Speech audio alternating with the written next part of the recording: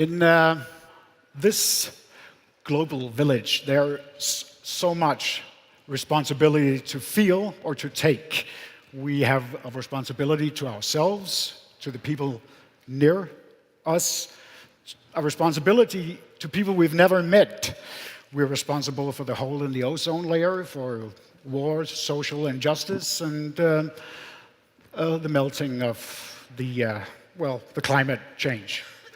And still, we have to get through life and not die feeling guilty.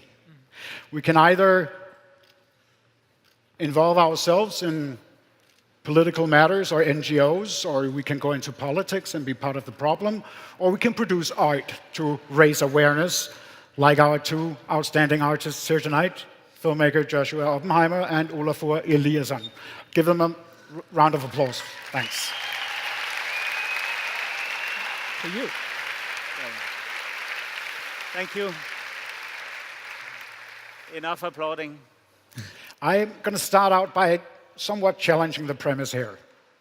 I would argue that art and artists have perhaps two primary responsibilities.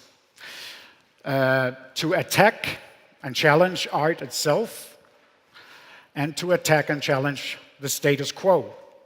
So, in that respect, from the status quo point of view, from the establishment's point of view, you guys are irresponsible. Would you agree? Joshua. From the establishment's point of view, I would agree. I think that our job is to force people to confront their most painful truths, and in that sense, our job is to hold a mirror up to people. We're on the island of Fyn, and of course, I feel like our job is to do what the child in the emperor's new clothes does, which is to point at the naked king and say, the king is naked. The king doesn't like that. The status quo doesn't like that, but it provokes a kind of unease or shame where we find that we're immediately confronted with something we already know, and now we have to, we can no longer pretend it's not the case. We can no longer remain silent. We're confronted with a truth that we knew, and we're ashamed that we knew it and that we had been silent, and then we have to speak. It becomes impossible not to talk about the problems that previously you were afraid to talk about. Sorry, that was a rambling way of trying to say yes. Okay, yeah, but yeah, to say yes. It's a beautiful yes. So what you're saying is it's basically the story of the emperor's new clothes. Taking responsibility is exposing the lie. Yeah, I mean,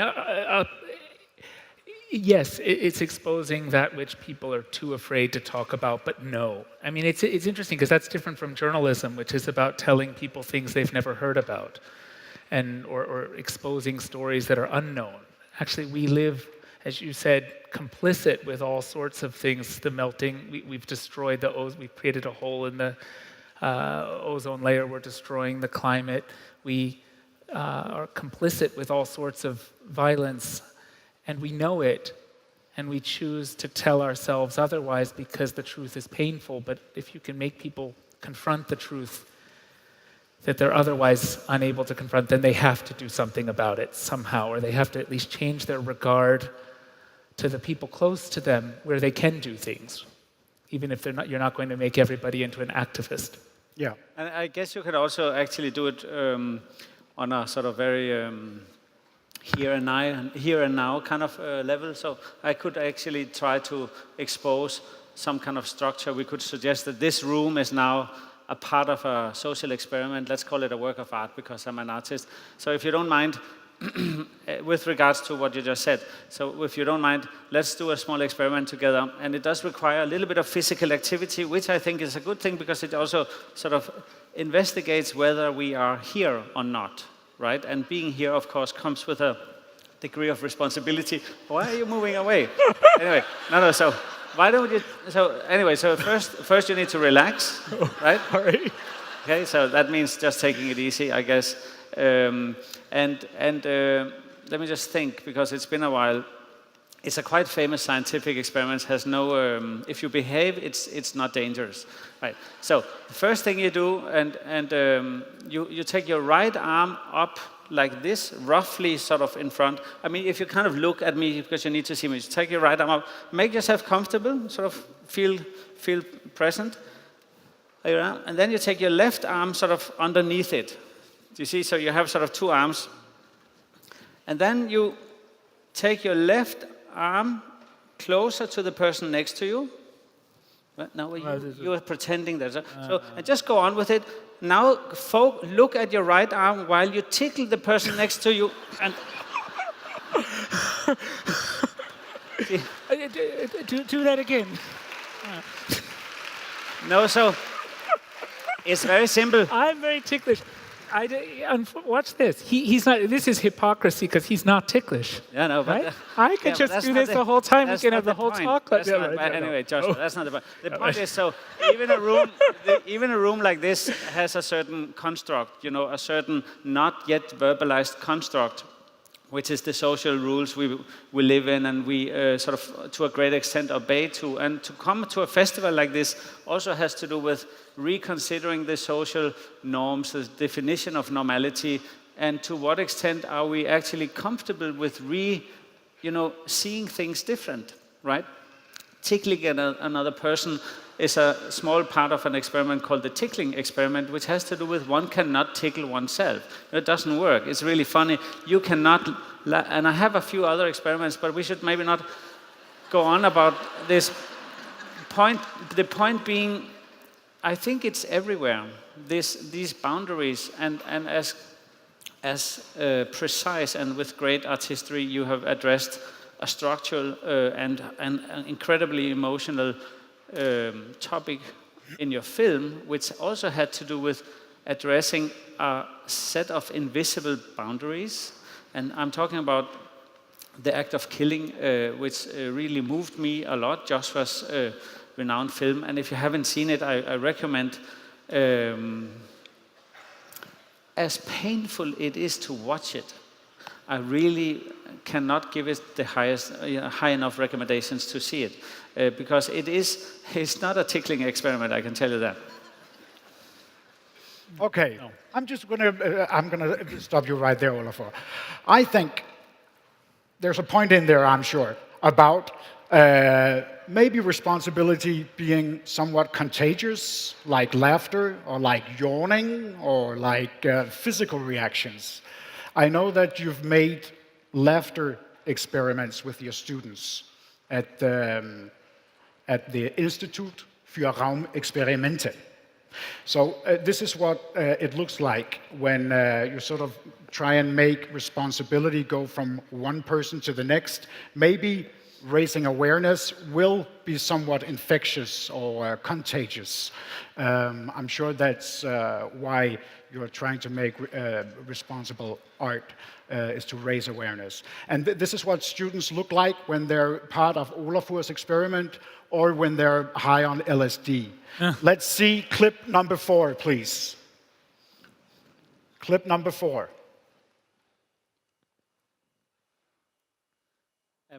Can I talk while we see it? I don't know, maybe. Better wait. Okay.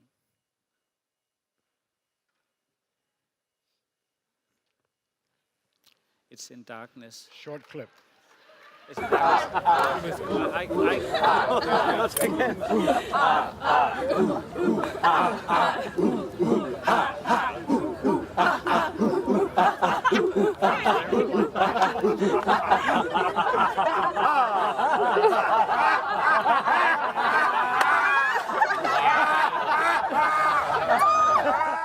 Anyway, maybe I can talk while I will keep talking while they get the film. No, the point is, are they aware that the film wasn't shown? I think they're working on it. Since they're backstage, I'm not sure it's a two-way screen, but... What you talked about, something being contagious. If we laugh, let's just try it quickly. It's very simple. So if you now you focus again, and then we look at the students. Oh, here we go. And it's a nice way to bring students together. Very serious art students, really difficult, and so on. And then we had a laughing therapist, which is really about getting sort of into connecting to your body, but in a nice way. So it's actually not, oh yeah, push it. Push the bar button.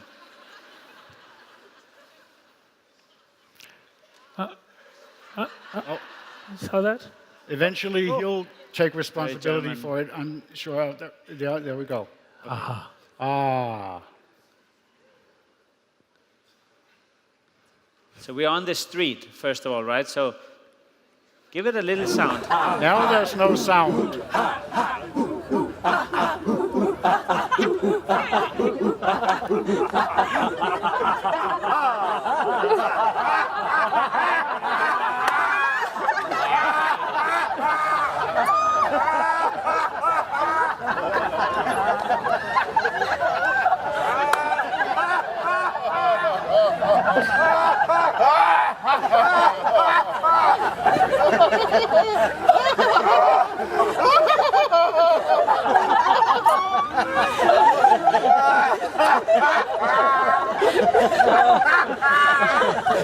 Okay, I think maybe it's enough. Yeah. Thanks. Actually, it goes on for a while. Let's stop the clip. Yeah, but so the They can point laugh is, forever, these guys. As you noticed, laughing is really contagious, and it does release. I mean, it's called fake it until you make it, and even when you fake it, it releases endorphins. You actually, even if we pretend that we're laughing, like that, my brain doesn't get it. The brain doesn't know, and I will gradually release endorphins and oxytocin and a few stress-reducing type of liquids circulating. And if I go on, I can really get quite high.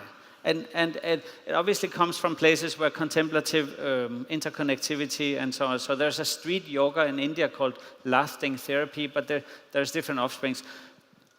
Point I also here with the students was to test whether a sculpture could be laughter. You know, could the laughing itself be a work of art? And so obviously we're just playing. It's a great way for students to get to know each other, because at some point they really do laugh. I mean, actually laugh. And then at some point also they get really sort of emotional because of all the chemicals. So let me ask the both of you. Is that the main focus when you produce an artwork that takes responsibility for one issue or another, is to raise awareness with others?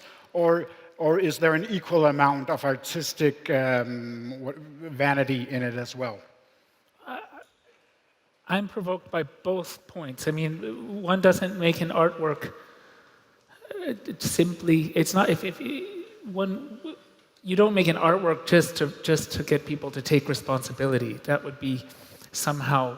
Then one should go into activism. I mean, one makes an artwork because you're trying to force people, invite people to see and behold and embrace the deepest truths about what make us that make us human, or about our humanity. And I also think I was sort of provoked by the artistic vanity comment too, only because, at least for me, I on the film that Olafur mentioned, The Act of Killing, it was 7 years of utter isolation. No support, no colleagues who understood what I was doing. So it's a very lonely road. And that's not about vanity, it's about trying to reach something and make something visible that you know is latent. It's like the world is pregnant with a truth that people aren't looking at, and you want to give birth to it somehow. I was just thinking in relation to the beginning of this, it was, I think, Wittgenstein who talks about art as the humanity's groan, as the groan of history, kind of the, it's the incoherent emission of an emotion that defines our time. We kind of think of art as about telling a story. Historians tell a story to make sense of where we are and what's happening. But human beings also groan. And those are sort of the most truthful moments. And most of what's called art is certainly not this, but I believe what art should be is the groan or the sigh or the laugh, the giggle, the emotions that defy words, that are coming from a place of truth that's, so I don't know. Yeah. I wouldn't have thought. I agree with that. I think Wittgenstein, some of that he called in German eine Geste, en gestus in Danish, a gesture. I got it all now. And the thing is, I think the idea is that it's about offering an opportunity for, like you said, for the person who are then choosing to engage in the artistic language, offers the opportunity to host the person's emotional, yet unverbalized desire. So the gesture from your film, for instance, so the gesture from a great work of art is that you look at a painting, and that doesn't have to be mine, but a painting that you like, and you suddenly realize, oh, I know that, or that painting gave a shape to a feeling that I identify with. It reflected, or that concert, that sound in that way, the singer, she just said something which reflected our emotional need. So it was as if I was heard. So it was not me listening to the singer, it was her who actually was listening to what I wanted to say. I just hadn't found out how to say it yet. There's a key element there. I think you're talking about the same thing I was thinking of earlier about recognition, right? That you recognize yourself and your experience in an artwork, and something you haven't seen before somehow. Yes, and it's the respondability, so the ability to ask for the people to respond. And that's, I think, almost a little bit like listening. So like when your film allows me an opportunity to express myself, and it takes me from being a consumer of your film to a co-producer of the narrative of your film. And suddenly I feel, oh, I'm actually good enough to, together with you being the author and the actors, to be a co-producer, meaning that reality actually relies on me to co-produce it, which is very liberating, because that means that probably it matters if I vote or if I participate in the greater society. It matters that civic infrastructure depends on me. And that's a very, in a society where there's not a lot of listening, that is a very rewarding feeling. And that's, I think, where art has a quite unique standing. In that sense, also, we're changed. You know, when you are holding an emotion that's painful and you groan or you laugh just now, we're changed. Your relationship is changed to the person next to you, having been giggled with them for a moment. Certainly my relationship is now different with you, having been tickled by you, even though it's very asymmetrical because I couldn't tickle you back. Maybe but I think that I think that one is, and if you think of making someone groan or laugh as a kind of metaphor for what art does in the world, or what it ought to do in the world, what I think it ought to do in the world, then you have to just go back to this idea, you have to recognize that art should be always an intervention, not. It should be to be responsible, a responsible intervention, an ethical intervention. And then you have to become also the custodian of the moral consequences of the intervention as best you can, even though you're starting something in the world that is bigger than you and that will go on and touch people who you'll never meet.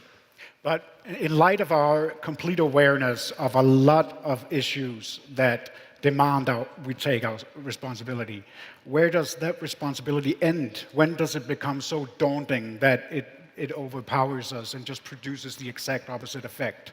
Like, I'm going to go to bed and never get up again. I don't think it actually ever ends. It's more about when do we feel disconnected from, when do we lose trust in ourselves, so that we feel that, it doesn't matter. I'm not going to vote. I'm not going to, this whole climate thing is I'm going to be long dead and gone anyway. I'm just not going to have any kids anyway. So I think this is really the challenge, that it's so abstract.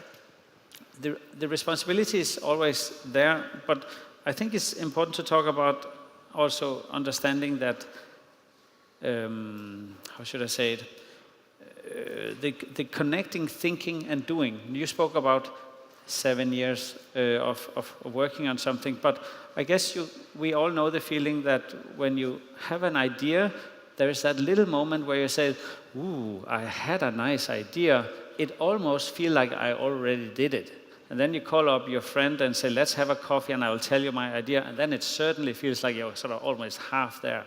And then you kind of talk, you might even write an article about it or say something on social media. And then certainly it feels, and that means that there is a misperception of what doing is. And a lot of people think that doing is inside of thinking about doing something. And making art, I think, is very much about getting comfortable with the agony of turning an idea into a sketch into a model, talking to a scientist, talking to a critical friend, and talking to, testing and asking more and more people to get involved. And suddenly you have this journey which is turning thinking into doing, and it turns out that the quality of the journey is not in the actual steps itself, it's the consequences of all these steps. So all the dialogues you had while making this film must have been, creating rings in the water with regards to where is the impact of the film. Of course, the film or at the artwork at the end or this festival is one thing, but all the machineries that makes it. So responsibility, I think, is not always in the goal. It is in the way we get to the goal. Exactly. And you asked a very interesting question earlier that we kind of skated over, which was, is responsibility like laughter or yawning infectious? And I think it's very importantly infectious. When we take responsibility, we feel less disconnected and less alienated from one another. If you think just for a moment of walking down a street, and you see, and there's homeless people, and there's who are just neglected. People walk past them, and they're just human trash in most people's eyes and in the eyes of the state. Compassion, not self-gratifying compassion, not where you make yourself feel good by giving some inconsequential amount of money, but genuine compassion in such a moment may not every single time spread, but it is infectious. And it's infectious, of course, to the person to whom you're compassionate, but it's also infectious if you're walking with a friend and they see you being compassionate, and it changes the dynamic of your conversation for the rest of the evening. I think we should think about responsibility if we want to get away from the means end, do the ends justify the means way of thinking that is the intervention responsible. If we want to get away from that, maybe we should sort of shift the discussion from responsibility to compassion. And compassion, I think that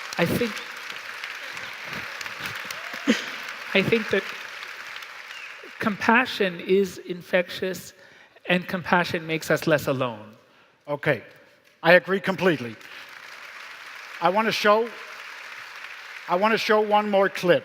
One of the things that Joshua does in his films, The Look of Silence and The Act of Killing, is perhaps quite an extreme compassionate act, in that he gets the executioners and the perpetrators of the Indonesian genocide to reconcile with their acts and to face the truth and perhaps feel some kind of redemption. Now, at some point, Joshua, for some reason, decided to take on the responsibility for this. And I think, as I understood you, Joshua did so when he first filmed two of the perpetrators boasting, it's called, on how they used to execute people. So now it gets dark. Yeah? Yeah, is it prale på dansk? Prale? Yeah, prale. Yeah. So here's two guys going through the motions for us. And show the first clip, please. Ada jalan ke bawah ini. Ke sungai. Jalan ke sini ke sungai. Jadi inilah kami syaratlah dia di sini, pelan-pelan. Di sini lah yang diseret, nggak mau dia kami campakkan dari sini dulu. Ya, pelan. Di sini. Ya. Ini licin ini. Licin ini ya. Oh, ya. Ya. Ya. Ya, aman.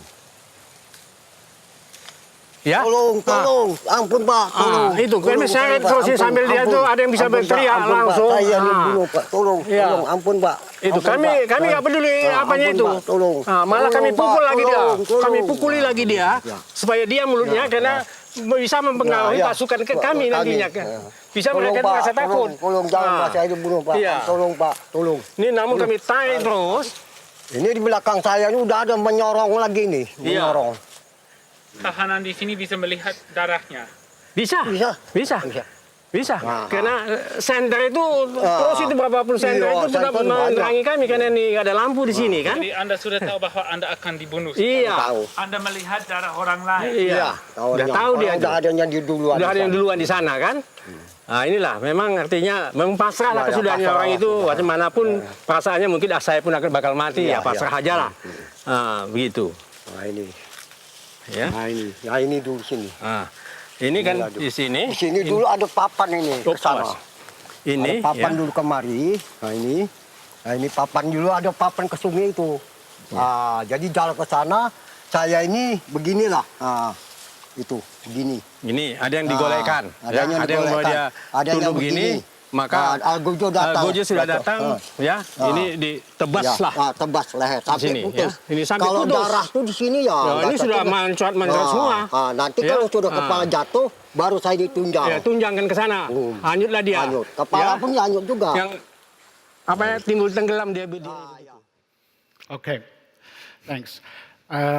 Joshua Oppenheimer has a point. He says that we're not only responsible for what we do, but also responsible for what we don't do.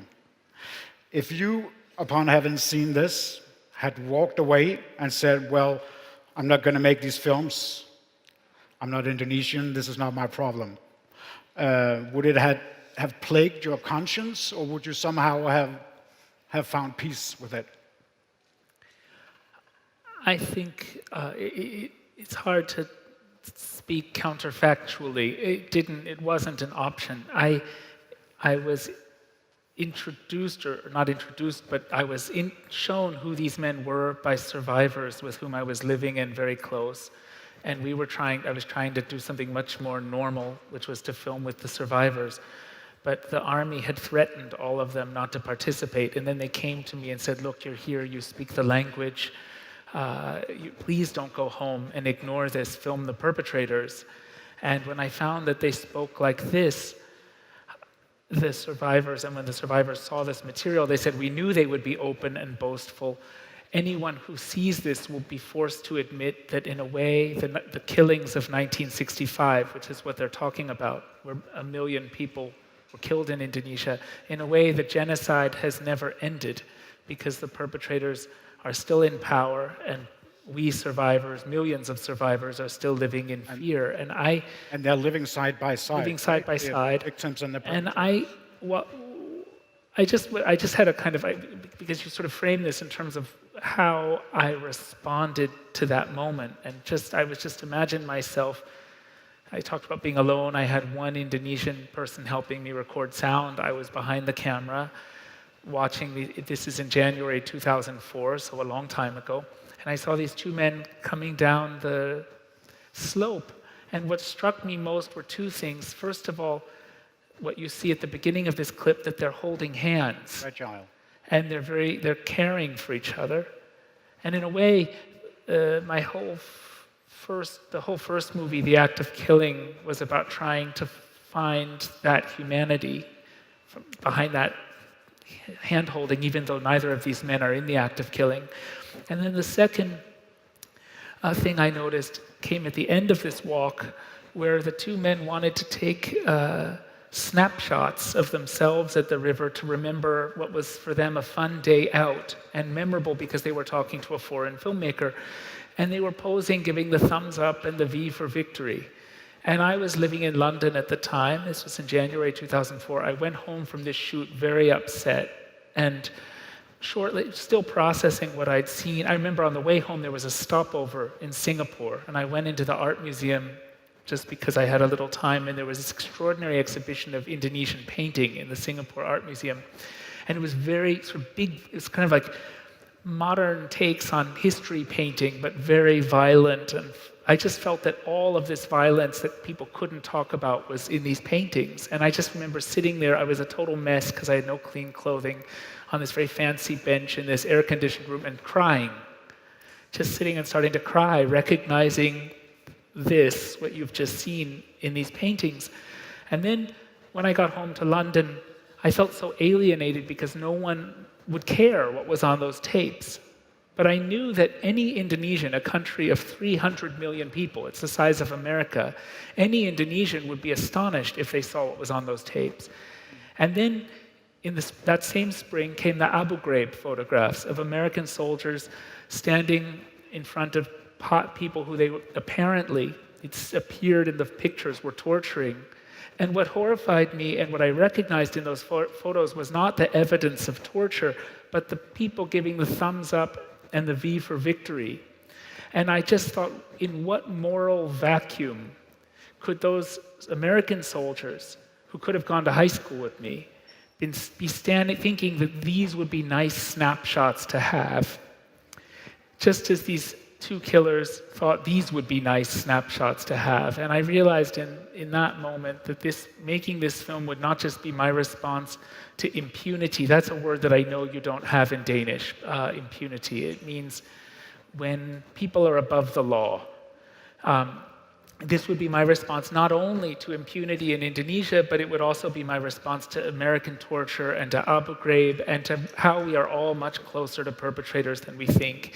And it would be therefore a film about the present, how we live with perpetrators above the law in the present, and not a film about a historical documentary about what happened then. Yeah. I'd like to...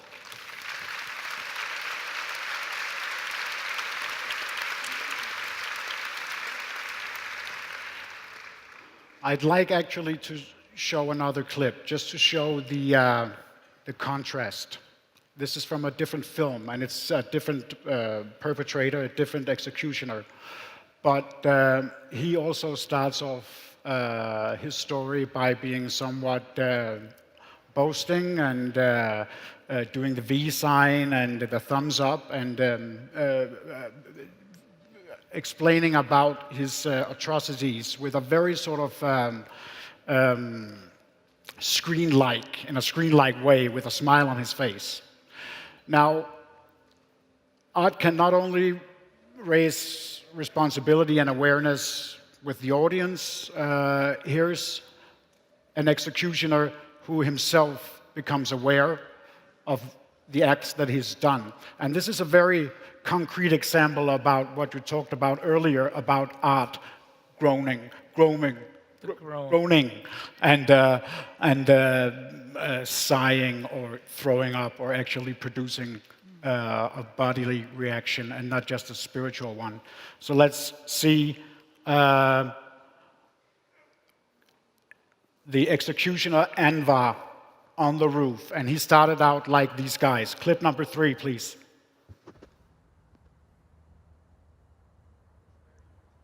Kill people.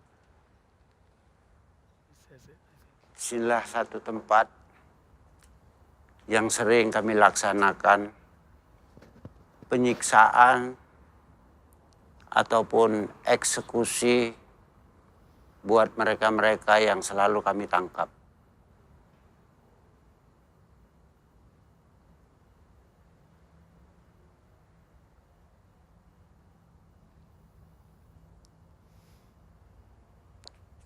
Saya tahu bahwa kerjaan itu salah, tapi saya harus melaksanakannya.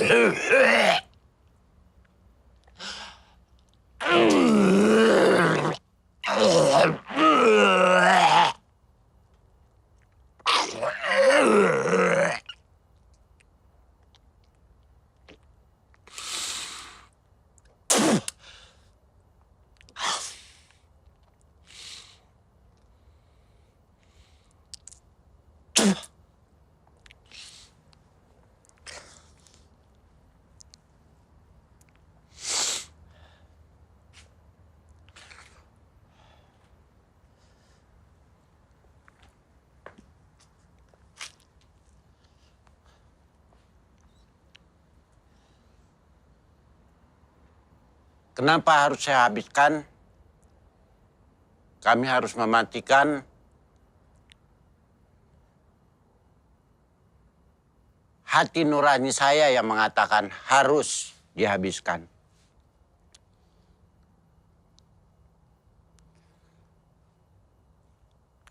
Ini adalah salah satu yang paling cepat untuk menghabiskan nyawa manusia.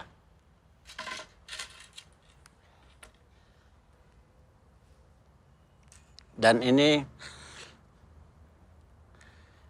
dipergunakan untuk membawa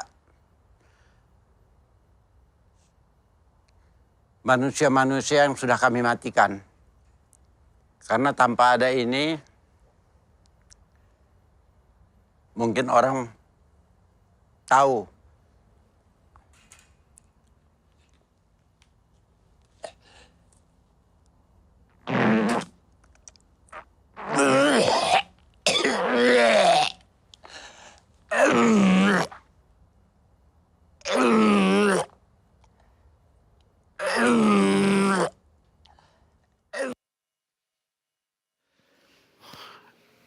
So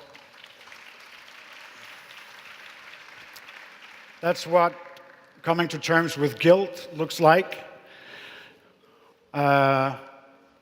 We know it ourselves on a smaller scale, obviously. Are we responsible, Olafur, do you think, for the irresponsibility of others?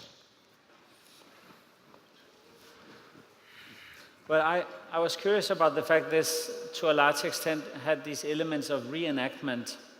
And I'm very curious about the fact that the past, by reenacting it, can be made the present, as we can revisit any lived-through narrative. And by revisiting a narrative, we know from psychology, you are also offered the opportunity to reconsider it, and you might even change the structure of how the narrative has settled itself in your body. And so that's why I think the film is very much about, the fact that we are quite capable, as long as we dare to, acknowledge the fact that what has happened in the past is not an objective, solidified, written in the history books, chronologically locked moment. The past is really relative from the presence or from where we see it. And knowing that, it allows for a lot of ideas that reality, by definition, is actually relative. And I think when you ask the responsibility question, I don't think we can say, are we responsible for others? But what I do think we can talk about is we-ness.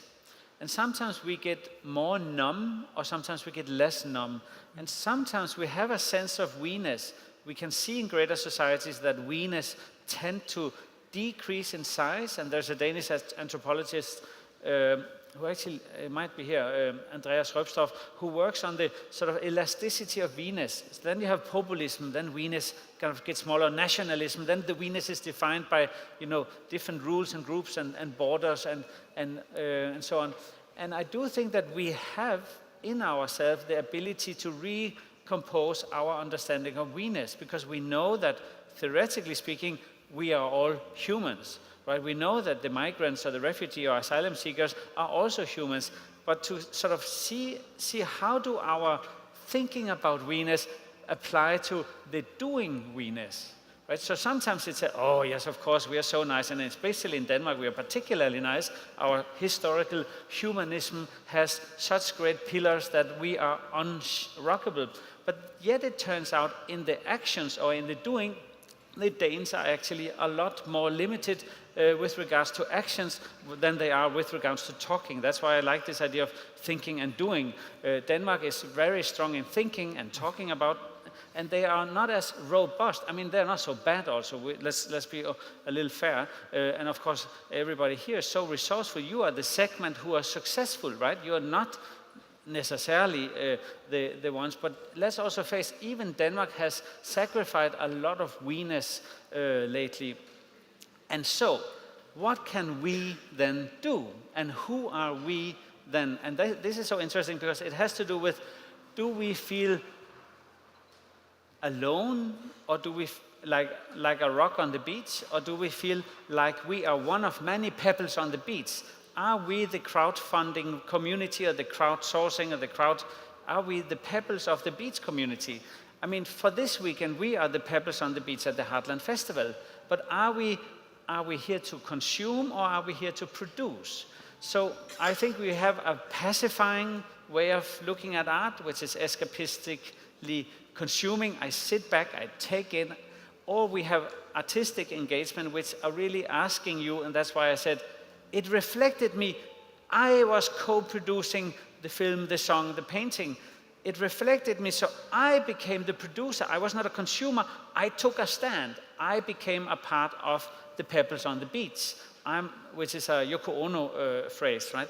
I am actually a part of something bigger. I can feel the we, but feeling the we is hard work, and we mistakenly take it for granted that, oh, we are community, I pay tax, then the we thing is sorted out, because the tax is kind of high, right? So it must be sorted out. And in that way, I think, yes, responsibility does transfer, but it's not something we can take for granted. It's not something we can also rely on the schools to teach our kids. It's something we have to constantly nurture and shape while acknowledging it. Yeah. Mm-hmm.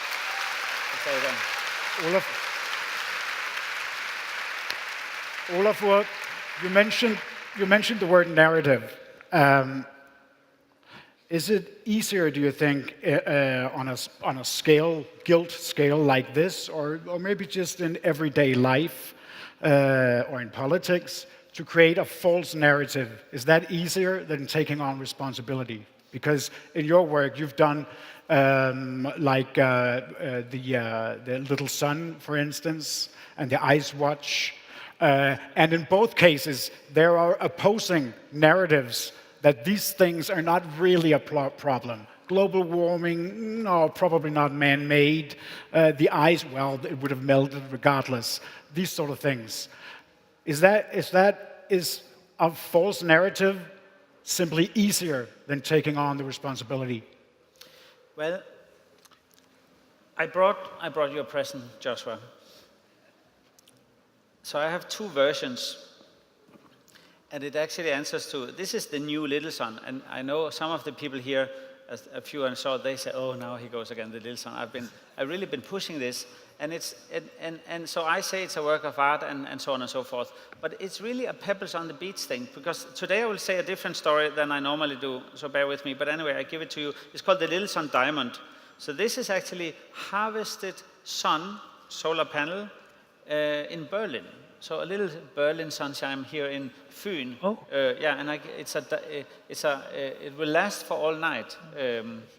Just because I want to be in the that spotlight, I guess. But let me just say, so gradually, thanks to a lot of your support, because I've been doing this for 5 years, we now delivered and sold and brought out about 300,000 of these in sub-Saharan Africa.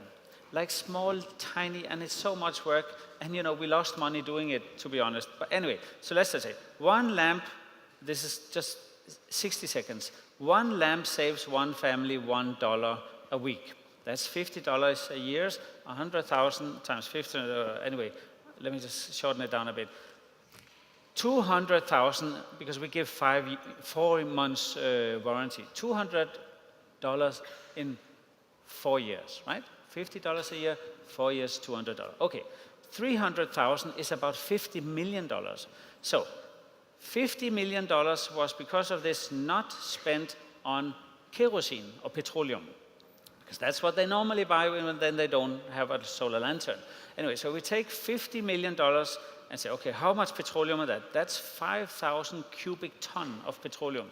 That's actually only one tanker one. It's not the big Danish ones. It's the sort of the medium size, not the small ones. Also, that probably would have landed coming from Qatar, going to Djibouti, where the tankers they put the petroleum, right? So in 1 year, where there's about 400 tankers in Djibouti every day, one approximately, we took out one tanker, based on the pebbles on the beach principle, right? So all of us together, simply by adding a little thing here, a little thing there, we created a sort of a little movement. And of course, I thought we could have taken out 10 tankers. Maybe next year we will. But so the kind of we phenomena here is what is driving the Little Sun project. It's a sort of a decentralized, it's not really rupture because it doesn't somehow, it's not spreading as fast as I want to be honest, but it is not also not spreading. Good.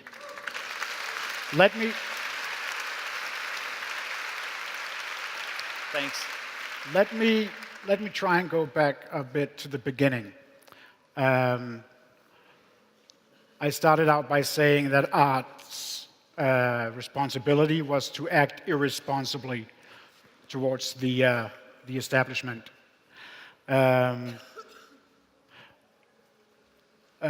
The business and corporations and so forth have, over the last few decades, increasingly had a focus on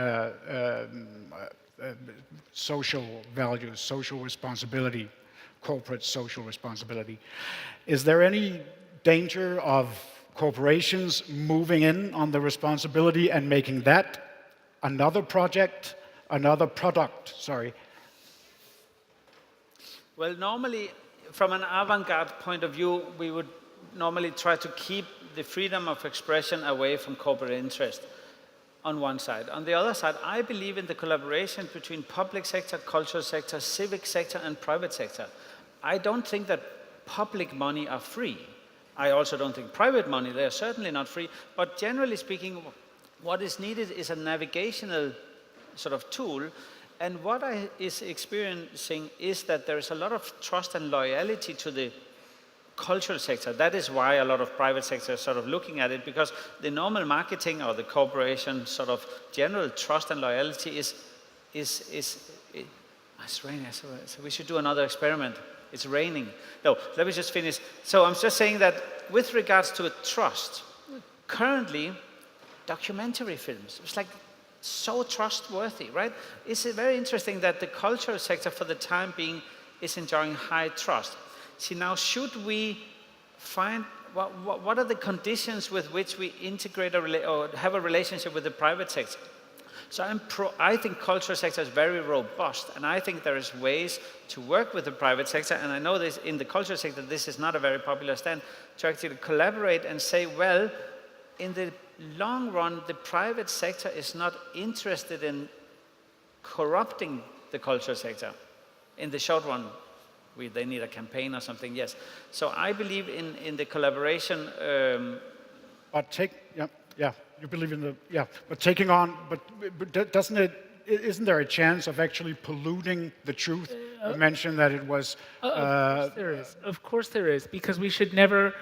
Of course, when corporations become more green, or we saw just as Trump was pulling out of the Paris Accords, you had ExxonMobil and Mars, the candy corporation, urging him to stay in. When corporations, when corporations do things that are more responsible, that's a positive thing, but we should never forget why they do it. They constitutionally have to do it to make money for their shareholders. That is their duty. It is greed that fuels that responsibility. So of course the market can encourage, of course there can be a green economy that makes it profitable to also be sustainable, and that we need all the ingenuity in the world to build, but we should never forget that corporations are out to make money. They're greedy. They're supposed to be greedy. That's what a corporation is. And yeah, but let me add to that, because I work now in 12 different sub-Saharan countries, and I have learned so much, and I'm so grateful for the amazing learning curve. And a lot of these places, the so-called public sector, is pretty corrupt and incapable, and the most democratizing with regards to education and building of society is the private sector. So we also need to see there are different sort of corporations, and of course it's very complex and a big topic, but I just think that we in Denmark have one idea of what is public and what is private, which is highly regulated and pretty well balanced. But I see the Little Sun project, we try to be more on the private sector side of things in Sub-Saharan Africa simply because we think it has a greater socializing impact than the public sector, which has a higher degree of corruption and bad governance. But we also have to remember, though, Olafur, that I think we have to go back to this thing that you asked about narrative, and then you mentioned how documentary films are trusted. Well, by far, the most watched American documentary film in a long time was Barack Obama's America, which was made by a right-wing documentary filmmaker. It's peddling a narrative that's about how the Obama administration was destroying the country, how we should pull out of the climate accords, and so on. Steve Bannon, the special advisor to Trump, one of his closest advisors, Steve Bannon got his start and made his name as a documentary filmmaker. And his big success was a documentary celebrating Sarah Palin, the governor of Alaska, who was also running for vice president with McCain back in 2008. So we just have to remember that these are what we have to struggle for, and the role of an artist is to actually change the narrative so that people are able to behold the truth of who we are in connection with each other, and feel the requisite, the necessary, the inevitable compassion when we behold that. Those are beautiful words to end this talk with Olafur Eliasson and Joshua Oppenheimer.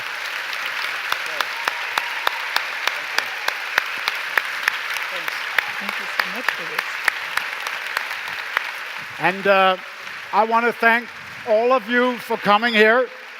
And I was wondering, is it at all possible to sort of stop the show now, but as we leave the tent, just show a clip from what it looks like when an average suburban Western white guy no longer wishes to assume the responsibility of mundane life. Because remember, there's a little devil in all of us. So can we show the clip number 5? And thank you so much for coming, everyone.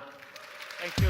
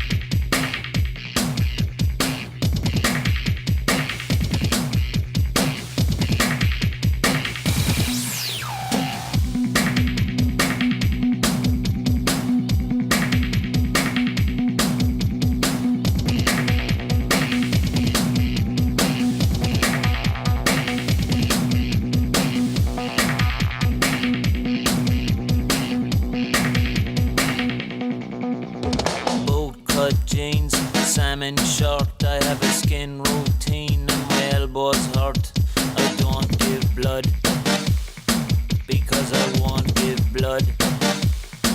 I bought a town toll off a Swedish guy. He helped me out in Stockholm with a DU.